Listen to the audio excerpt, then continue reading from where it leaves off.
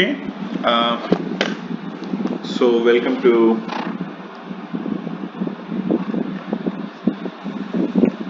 the new semester, and we are in the first lecture of quantum computation and quantum information.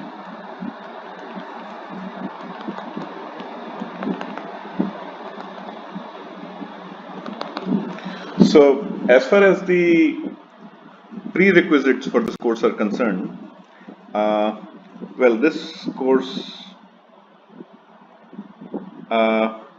expects you to have a good knowledge of quantum mechanics at a fairly senior level. So, at a senior level, we will be introducing some concepts of quantum mechanics, but you are expected to know a whole lot of it, or expected to catch up rather quickly. So, having said that, let me also put it that the syllabus, this is going to be forever evolving, simply because, look, this is the first time we are doing an really advanced elective online with a class strength of 60 students, where I don't even get to see you or look into your eyes. Sometimes your body language reveals to me how much you are understanding this syllabus or how much you are getting my lectures. Essentially, this is all a challenging time for us and a kind of an experience for all of us. So I hope we can work closely as a team and get something out of this course. So at the start of it, I must say that this course will run on 2 tracks. So track 1 would be uh, lectures which are going to be absolutely essential lectures, and whatever, depending upon the admin and the class committee, whatever the grading is going to be assigned, this is going to be coming from track 1. So this is going to be essential, and I should say this is going to be the syllabus for the quiz, mid-sem or end-sem. Track 2 would be lectures which are going to serve as a completion to the course, so to speak. So, which are going to, quantum information theory is a rather wide and rich subject, and it would actually take us more than a year to do justice with this course. So, how should I put it? So, these are going to be slightly more advanced lectures.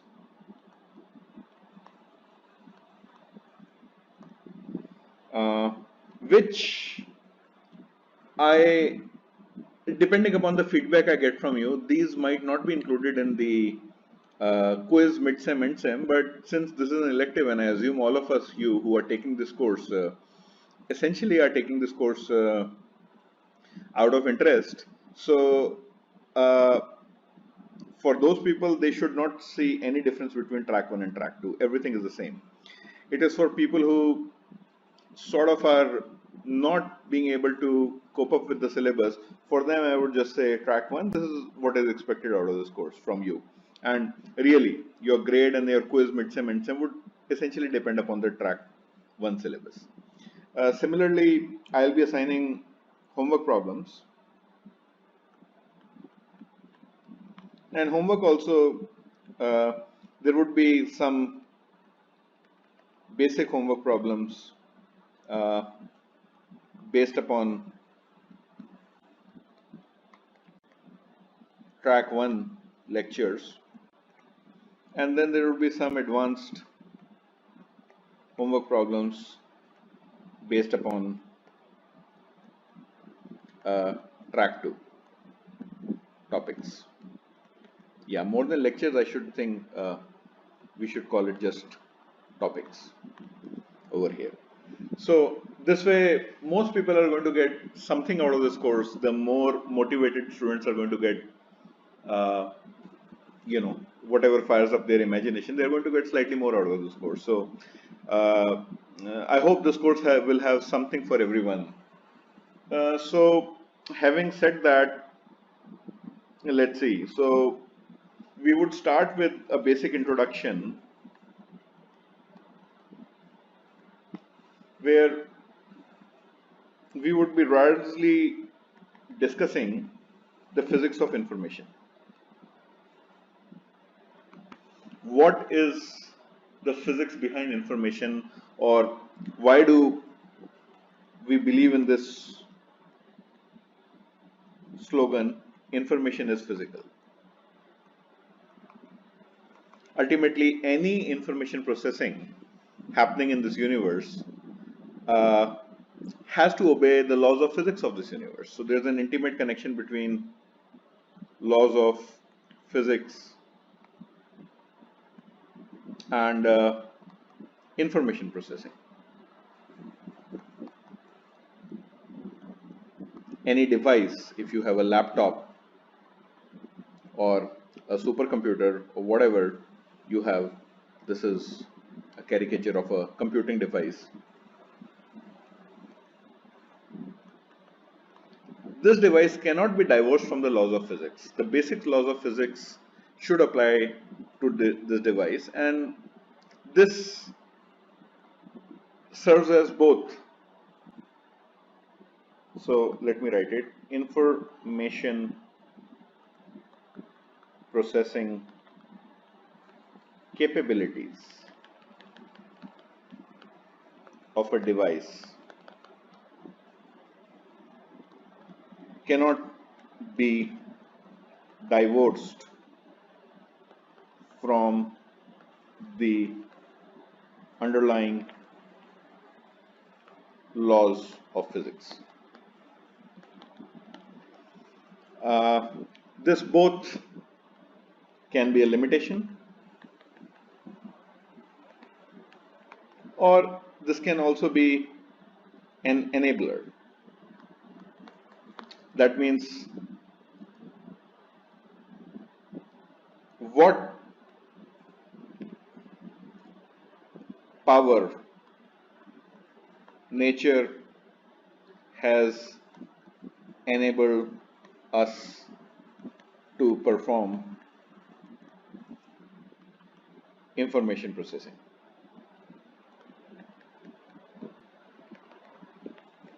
The quantum revolution, so to speak,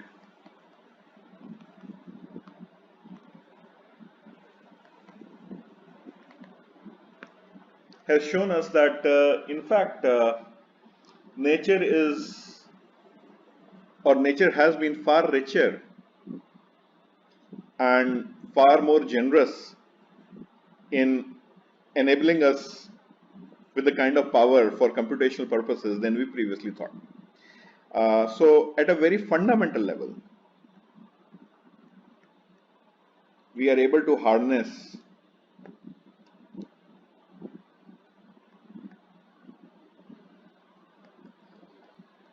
properties of quantum theory for information processing purposes. So that was part of the introduction we are going to discuss. The second topic what we are going to discuss is of course, so let me put it as 1.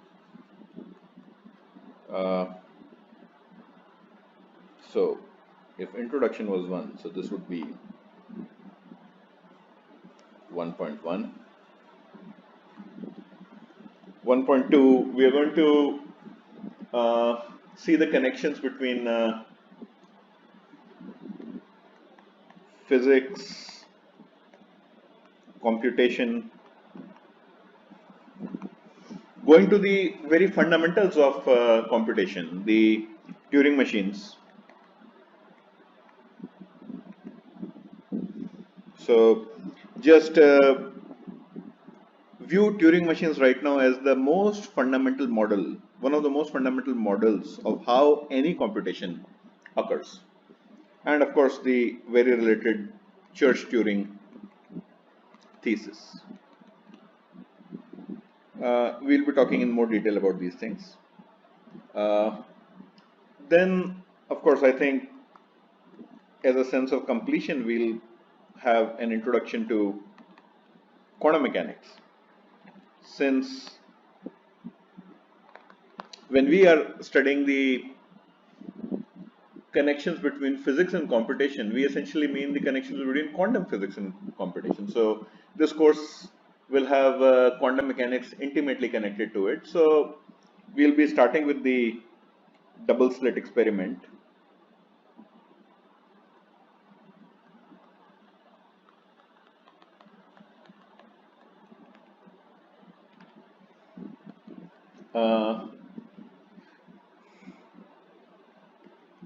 Probability amplitudes.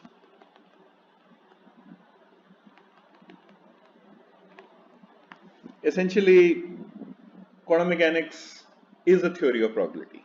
So quantum mechanics is a theory of probability, assigning probability to events and computing that probability, the likelihood of those events occurring. So there's an intimate connection between, we are going to study probability amplitudes. How do we assign probability to events happening? That is also connected to the probability amplitudes interfering among themselves. So we are going to talk about interference. Let me call it quantum interference. There are applications already, we'll see, there are applications to the double slit experiment, or the kind of physics we are going to be developing, and that would come through quantum cryptography.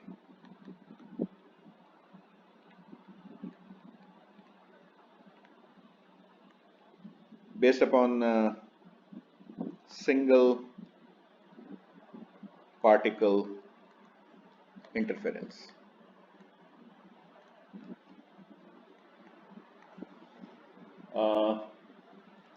We are going to study the Feynman postulates of quantum mechanics.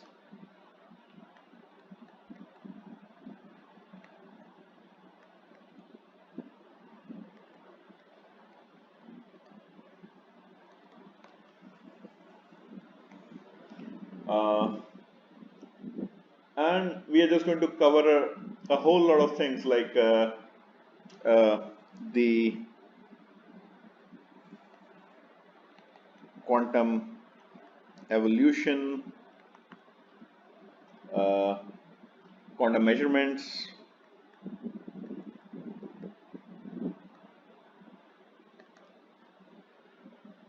quantum observables,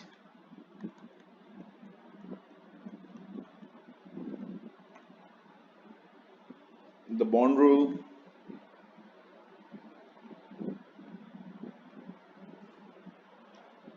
density matrix formalism,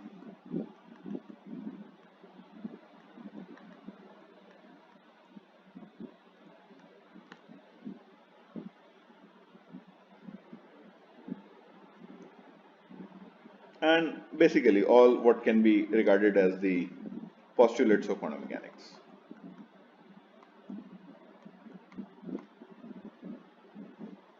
So I already said that the application we are going to consider is quantum cryptography over here.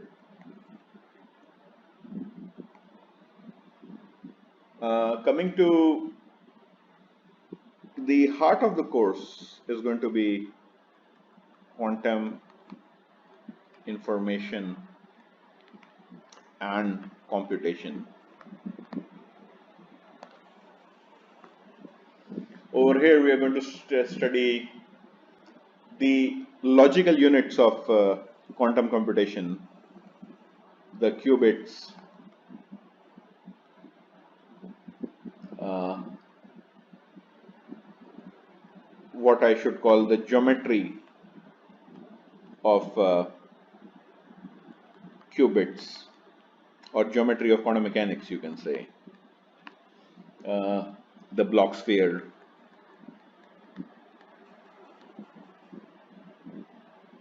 quantum logic gates,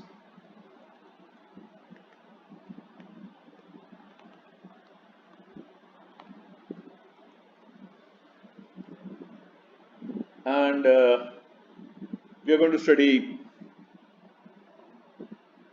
basically, what do we mean by universal quantum computation?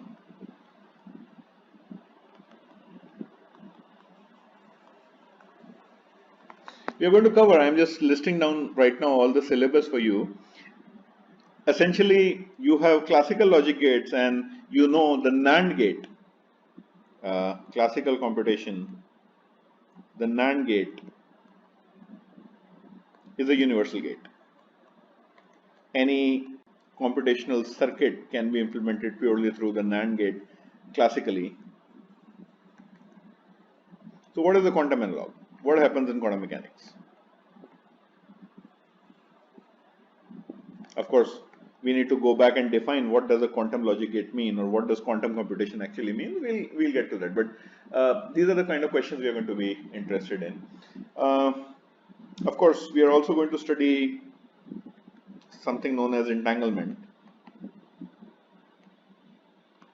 It's a very mysterious property of quantum systems called as quantum entanglement, and that leads to wonderful things like quantum teleportation,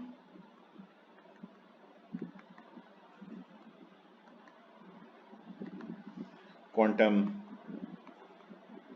super dense coding,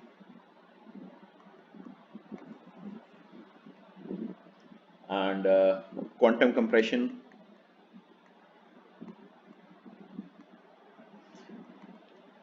Essentially, all these are loosely categorized as I would call as the quantum Shannon theory. So those of you familiar with the information theory know that the entire formalism of information theory was formulated by Shannon. We are going to study the quantum analogs to that, namely quantum Shannon theory. Okay, so this was the quantum information part of it, the quantum computation part of it, which is essentially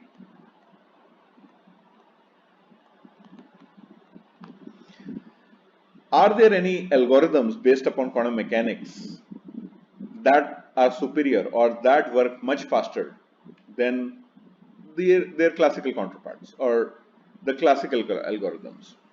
By classical algorithms or classical computation or classical information, I would mean that branch of information theory that does not use any quantum mechanics at all. So we are going to study simple quantum algorithms.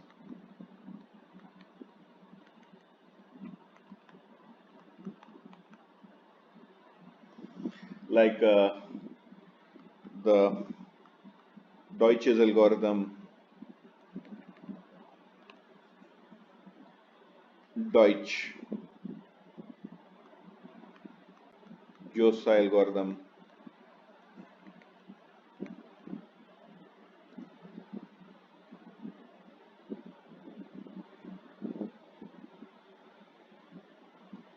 Bernstein, Vazirani algorithm,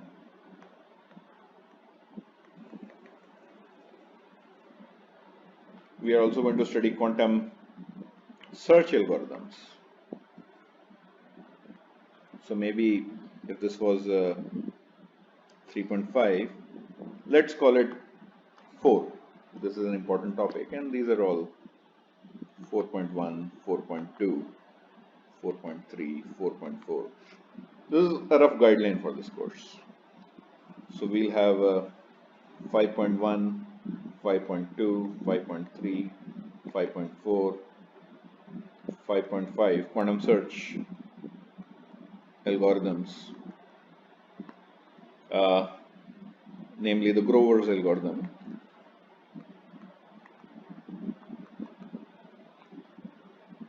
And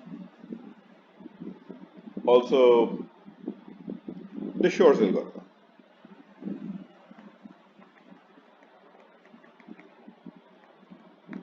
So essentially, the idea of a Grover's algorithm is that quantum mechanics helps you search an entry in an unstructured database uh, much quicker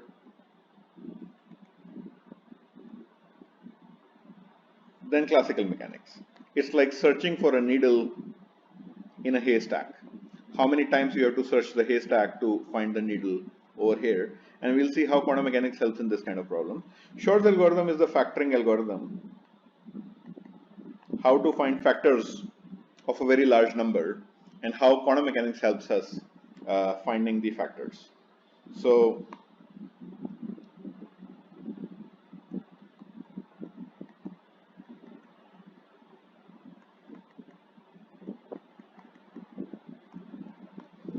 and there are other plethora of algorithms, but I think that would be depending upon how we make progress for this course.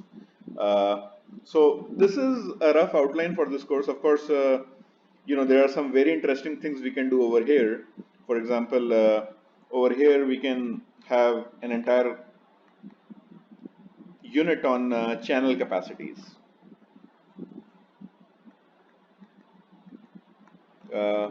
Those of you unfamiliar, in information theory, we deal with how many bits of information we can send across to a channel. So over here we are going to deal with quantum channel capacities. So essentially, this is the course, and entanglement itself is intimately tied to the geometry of quantum states. What sort of a geometry does quantum states lie in? So we are going to look at a bit of that, and I think that's going to be a lot. So we'll see what parts of it to make on track 1 and what parts of the syllabus to make on track 2. I would encourage everyone to follow both track 1 and track 2, but that is also open for negotiation. So essentially, as I said, look, I mean, you should learn on your own, learn to talk a lot to each other, interact in groups. We, and I would also encourage you to, when we are having an online class, just interrupt me, and then we are going to hopefully solve your doubt right over there. But essentially, this is a great opportunity to develop some communication skills, develop a common language among yourselves for peer learning, so on and so forth. So I would encourage that. Regarding the grading policy, let's leave that a bit open for now, simply because the semester is still evolving. So let's take a call on the grading policy as soon as things are a bit clear to you, to all of us actually. So I'll be posting homework sets. Homework would be posted regularly, and homework will not be graded, but I would encourage you guys to work in groups, and that is completely fine, because ultimately whenever the exam is going to happen, all this is going to help you in the exam itself. So once again, this is a very nice, currently we are in the second quantum revolution, so to speak. This is a very exciting area of physics, and there are so many things we do not know. So many things about the quantum mechanics, or about quantum theory, and how it can help us actually in sending secret messages, computing faster, increasing our channel capacities. There's so much which we do not know, and I think it will be a terrific course and a very, very interesting course. However, I must also warn you, this course might get slightly mathematical. So I hope that you have a good background in linear algebra. That is going to be highly recommended. So that said, I think that is good enough for now. And I'll end this video. See you next time around.